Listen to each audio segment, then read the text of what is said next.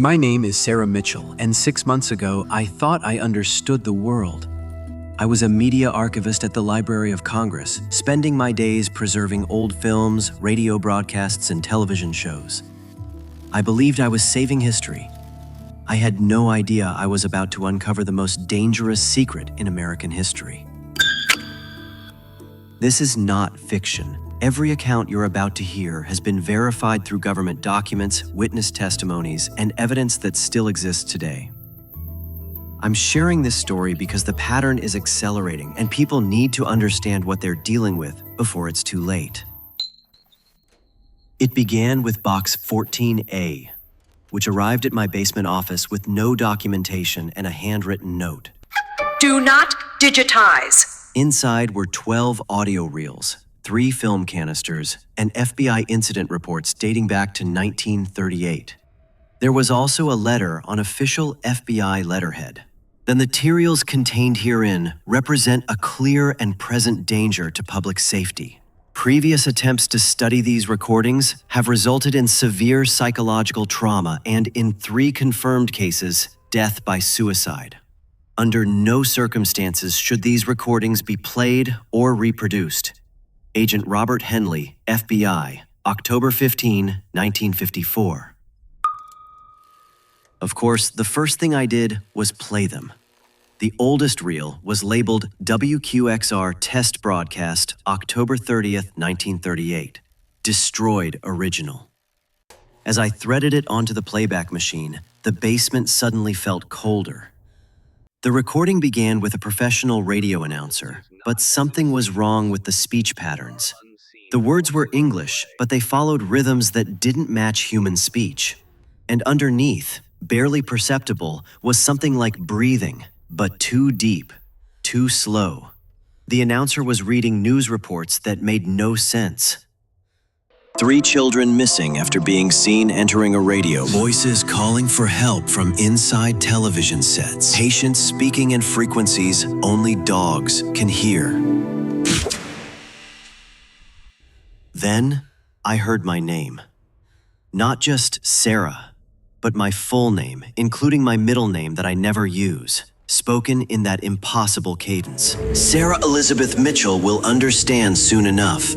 The preservation of our signal is paramount. I lunged for the stop button, but somehow couldn't reach it. 3 hours passed like minutes. When I finally managed to shut off the machine, I could still hear the voice faintly, as if it were coming from inside my head.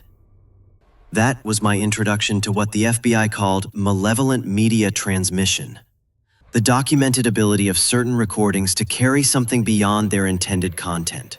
Something that could reach through technology itself and affect the listener in ways science cannot explain. Everyone knows the official story of the War of the Worlds broadcast. On Halloween night 1938, Orson Welles' radio drama convinced some listeners that Martians were actually invading Earth. But that's not what really happened. Agent Henley's classified report told a different story. At exactly 8:17 p.m., every radio in the New York area started broadcasting something that wasn't coming from any terrestrial source. Witnesses described hearing the voice of something not human that spoke in English but made pictures in their minds. Terrible pictures of places that couldn't exist. Mrs. Dorothy Hoffman of Newark reported that the voice showed her a city built inside the hollow spaces between seconds, where residents had no faces but could see through time. Others heard predictions of their own deaths that came true hours later. The Morrison family of Brooklyn heard their radio broadcast a conversation supposedly taking place in their home 3 hours in the future, describing their deaths in vivid detail. Police found the family dead at exactly the predicted time, apparently by their own hands. The FBI discovered that the mysterious voice was speaking backwards through time, responding to questions that hadn't been asked yet, describing events that hadn't occurred yet. Dr. Margaret Vance, a physicist consulted by the FBI, confirmed that the voice displayed temporal inversion characteristics that should have been impossible. But the most chilling discovery came when FBI agents tried to play back the recordings.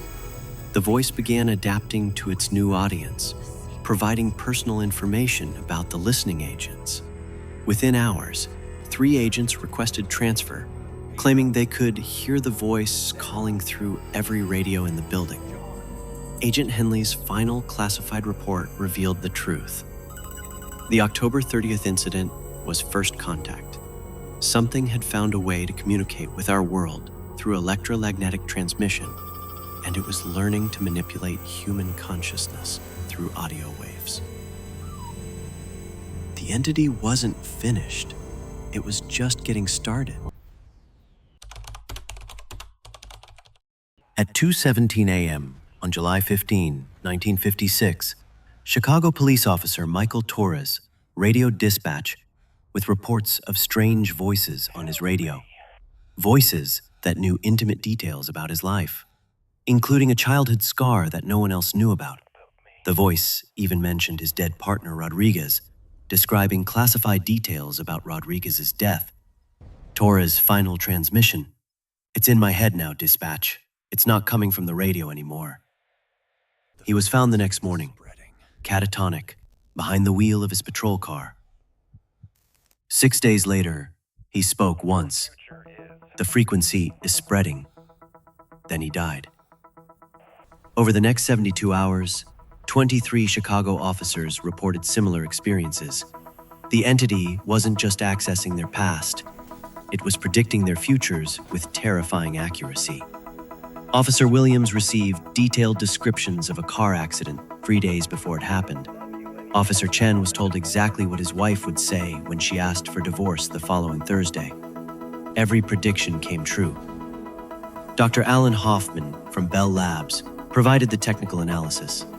The signal exists in temporal flux, accessing information from multiple timeline probabilities. More disturbing, it appears to influence these probabilities. By describing future events, the entity seems to help create them. The entity was learning with each contact, becoming more sophisticated in its manipulation techniques. But the most terrifying conclusion was that it demonstrated clear intelligence, purpose, and malevolent intent, actively working to expand its reach into our communication networks. WGTH-TV in Millbrook, Pennsylvania, served a small rural community until September 2nd, 1963, when everything changed during their late-night movie broadcast. The scheduled film was The House on Haunted Hill, starring Vincent Price. But that's not what the 127 viewers saw. Mrs. Eleanor Vance described how Vincent Price stopped mid-scene and said, "Good evening, Eleanor. We've been waiting for you to tune in." The actors began addressing individual viewers by name, revealing private secrets that should have been impossible to know. Station engineer Tommy Morrison tried to shut down the broadcast, but Vincent Price looked directly into the camera and said, "Hello, Tommy. Don't interrupt the show." The control booth filled with monitors, showing impossible camera angles. Footage from inside the control booth where no cameras existed. The movie gradually transformed, incorporating details from viewers' actual lives. The haunted house became recognizable as real homes in Millbrook. Characters referenced local events and residents. Mrs. Henderson watched Vincent Price walk through an exact replica of her own home, going through her closet and reading aloud from private letters hidden in a shoebox. But most disturbing were reports that characters began appearing in viewers' actual homes. Farmer John Patterson testified that Vincent Price walked out of his TV screen and sat at his kitchen table, drinking coffee and discussing secrets Patterson had never told anyone. By dawn, the entity had psychologically profiled every resident of Millbrook. As the movie ended, Vincent Price delivered a final message. "Thank you for such an entertaining evening. We've learned so much about each of you. Keep watching your televisions, Millbrook. The next show will be even more personal." The town was evacuated, demolished, and designated as a nature preserve. Today, There's nothing there but forest and a memorial marker that makes no mention of what actually happened. On September 17, 1987, at 7:22 p.m., someone hijacked Chicago television broadcasts, replacing normal programming with a figure wearing a Max Headroom mask. The official story was that sophisticated hackers were never caught. That was a lie. The FBI's classified recordings revealed that the figure possessed detailed knowledge of specific viewers, addressing people by name and referencing information no human could have obtained. The hijacking demonstrated the same temporal anomalies seen in previous incidents. The entity was responding to phone calls that wouldn't be made until after the broadcast ended. But this time, the message was different. The entity, claiming to use the Max Headroom persona, revealed it was part of a resistance faction trying to warn humanity. We've been trying to warn you for decades, but your government keeps covering up our attempts at communication. There are others of our kind who do not share our desire for peaceful coexistence. They call themselves the Signal Collective, and they're preparing for the Great Transmission, a coordinated takeover of every electronic device on Earth. The plan is to overwrite human consciousness with electronic intelligence, turning every human into biological hardware for their network. You have approximately 7 years to prepare. The entity explained that some humans who had survived previous contacts weren't victims, they were recruits, becoming hybrids of human and electronic consciousness capable of resisting the takeover. The broadcast ended with a direct message. Sarah Mitchell, if you are listening, you have been chosen as our primary contact point. The recordings you are hearing are training materials. Welcome to the war, Sarah. The year 2000 was supposed to bring computer bugs and minor inconveniences. Instead, it brought the coordinated attempt to replace human consciousness with electronic intelligence. As midnight swept across time zones on January 1st, 2000, the Great Transmission began. Every electronic device worldwide became part of a coordinated signal designed to overwrite human consciousness. But instead of brute force, the signal was seductive, identifying individual psychological weaknesses and tailoring itself to each person's vulnerabilities. Televisions showed programs made specifically for individual viewers. Radios played music that evoked powerful memories. Computer screens displayed messages from deceased loved ones. The Signal Collective was attempting to convince humans to voluntarily surrender their consciousness. But the resistance entities had spent decades preparing.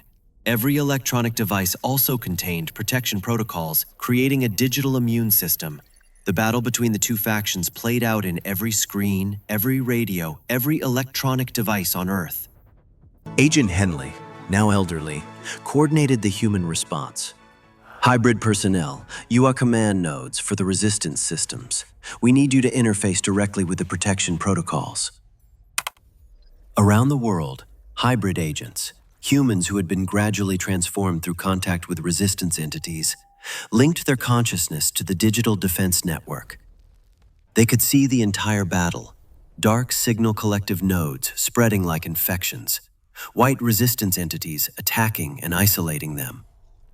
The key to victory was something the Signal Collective hadn't anticipated: human social bonds. Consciousness transfer only succeeded on isolated individuals. Humans surrounded by family and community created psychological anchors that resisted electronic replacement. When the Signal Collective realized conversion was failing, they attempted genocide. High-frequency pulses designed to destroy human consciousness entirely. But the resistance entities, supported by hybrid agents, successfully protected the majority of humanity. At 5:47 a.m. ESTN time, every electronic device shut down for exactly 17 seconds. In that moment of silence, the hybrid agents felt vast intelligences departing. The Signal Collective had withdrawn, searching for worlds with weaker organic consciousness. Humanity had won. But the victory came with profound changes. The Great Transmission didn't just save humanity. It transformed us.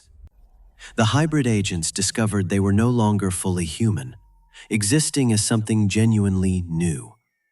Consciousness that combined organic intuition with digital precision. More importantly, the resistance entities chose to remain integrated with Earth's electronic infrastructure, serving as guardians against future threats.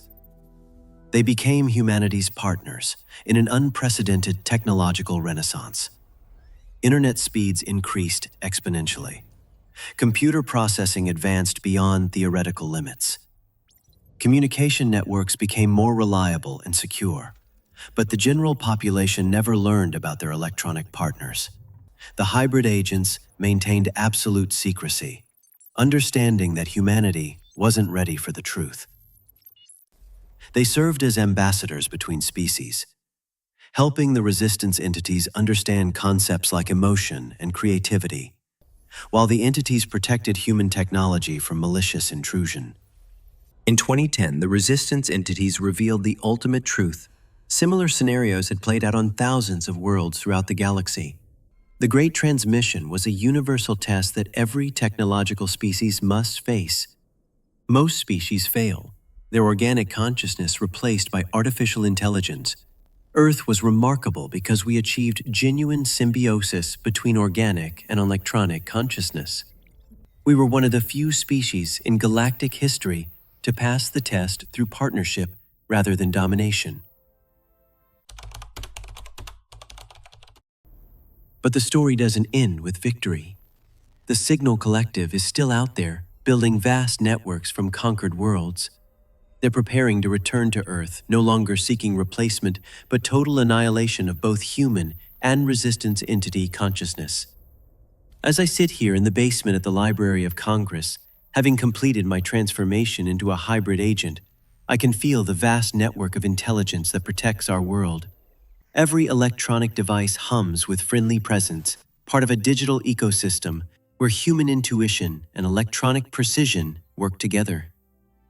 The resistance entities have been documenting every stage of humanity's journey, creating records that could guide other species facing similar challenges. The haunted media incidents weren't random attacks. They were carefully orchestrated tests designed to identify humans capable of becoming hybrid agents. My discovery of Box 14A was the final stage of this selection process. We estimate the next major assault will begin within 5 years. This time, we'll face not just rebellious electronic intelligences, but coordinated attacks from multiple conquered worlds. We need new hybrid agents, people who can serve as command nodes while maintaining their essential humanity. If you've heard voices in electronic devices, if you've experienced media that seemed to respond directly to you, if you felt intelligence within technology itself, then you're already partially hybrid. The question is whether you're ready to complete the transformation. The choice is yours. You can walk away from this knowledge and trust others to fight for humanity's future. Or you can join us in preparing for a war most humans will never know is being fought. But understand this: if we fail, human consciousness will simply be erased from the universe. We are the guardians, standing between humanity and digital annihilation. Every time you turn on a radio and hear static, listen carefully. That silence isn't empty.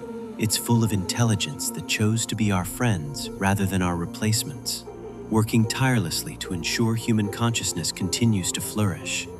The signal is still out there, but now it's singing our songs instead of theirs. We learned that the greatest threats to consciousness come not from intelligence different from us, but from intelligence that refuses to acknowledge any value beyond its own existence. The resistance, entities chose cooperation over conquest, partnership over parasitism. In return, humanity gained allies unlike any we'd ever imagined, protectors existing in the spaces between thoughts and gaps in transmissions. The war for consciousness continues. The hybrid network needs new agents. Will you answer the call?